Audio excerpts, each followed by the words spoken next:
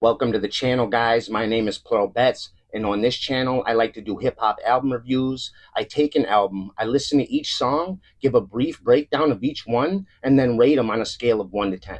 Reminder that music is subjective, and just because I like or dislike something doesn't mean you're obligated to like or dislike something, so I suggest that you listen to the album yourself and form your own opinion. In this episode, I have Will Smith's Based on a True Story. This is his fifth studio album that dropped through Slang Records on March 28th, 2025. It also constitutes his return to music after a 20-year hiatus. His last album dropped in 2005. I bet that you didn't have a Will Smith comeback on your 2025 bingo card. I'm 100% here for this. I've always been a huge Will Smith fan. So without further ado, here's the review. Track 1, INT Barbershop Day, featuring Jazzy Jeff and B. Simone. This song is interesting. Basically, it's what you would hear in a barbershop conversation that is taking place about Will Smith. He hits both the positive and the negative talking points that surround his name. With an old school hip hop beat as the backdrop, this song is actually pretty dope. I definitely liked it. I gotta give it a hard 7. Track 2, Are You Looking For Me? He has a little half verse at the very beginning that I thought was pretty smooth. It was just okay though. The hook for this is lackluster. I can't quite put my finger on it, but it just didn't hit like it was supposed to.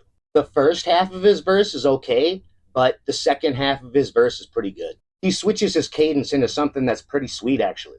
This is a decent song. If the hook was better, I'd rate it higher, but for now, it's just a hard 5. Track 3, Rave Sermon. Will takes the part of a preacher in this skit, has a decent little message about mental health that he's preaching to his congregation. As far as skits go, I gotta give this a soft 7.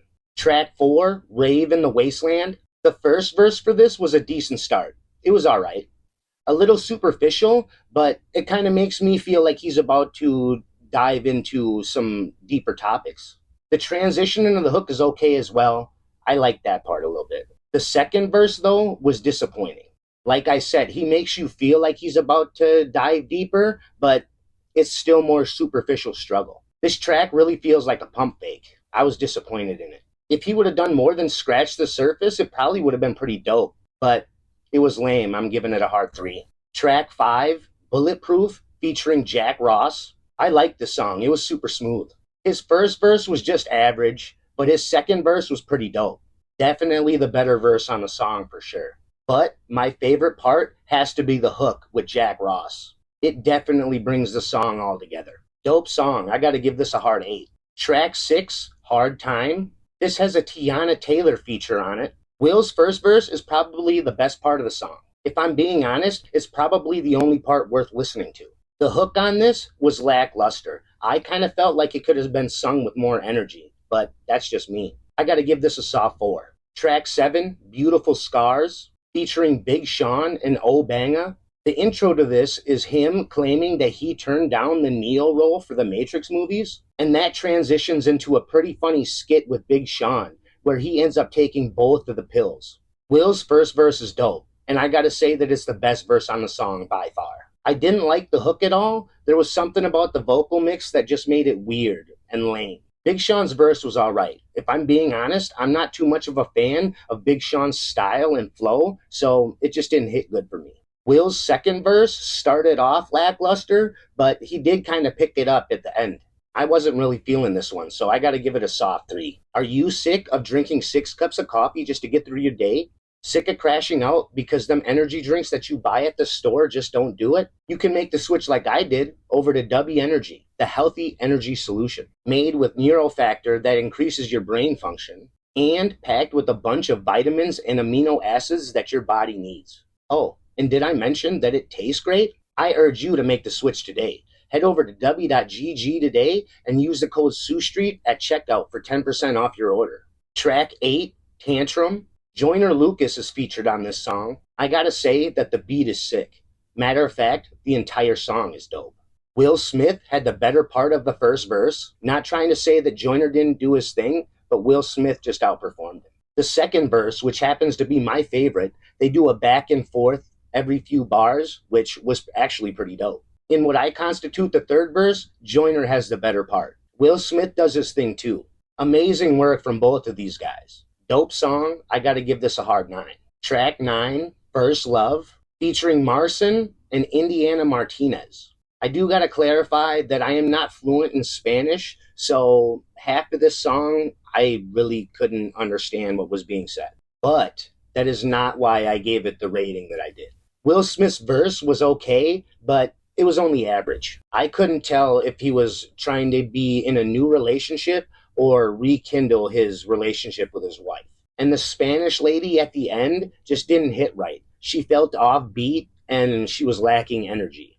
So I'm only going to give this a soft 3. Track 10, Make It Look Easy. The hook for this is pretty smooth, and I don't see any features on this song, so I have to assume that Will Smith is performing this. The first verse was kind of weak in my opinion, just average, maybe a little bit below, but his second verse was low-key fire, definitely the best part of the song. This song is a little bit above average, so I'm going to give it a hard 6. Track 11, YCMI Sermon. Reverend Will makes another appearance in this. This one is about how everybody is going through something, and Will gives us pointers on how to deal with this. I don't agree with everything that he says, just most of it. Another solid skit, soft 7. Track 12, You Can Make It, featuring Fridayy and Sunday Service. I am in love with this hook. Very soulful and super fire. The first verse is deep and dope, but his second verse is on a whole nother level. Definitely got to give that second verse my favorite part. The last time that they play the hook through, I want to kind of say that it's somewhat of an extended and alternate version of the hook, which I thought was pretty interesting. This has to be one of my favorite songs on the album. Definitely putting this on a playlist. I'm giving this a perfect 10. Track 13, Work of Art. This is featuring Russ and Jaden Smith. The intro to this is a Russ and Will interview where Will is basically explaining how this song is the premise to the entire album. The hook is decent. The first time that it's played through, I can prominently hear Russ's voice. Will takes the first verse, and it's got to be the best part of the song. His Libra and Cancer bar was dope. The second time that the hook rolls through, the prominent voice that we hear is Jaden Smith.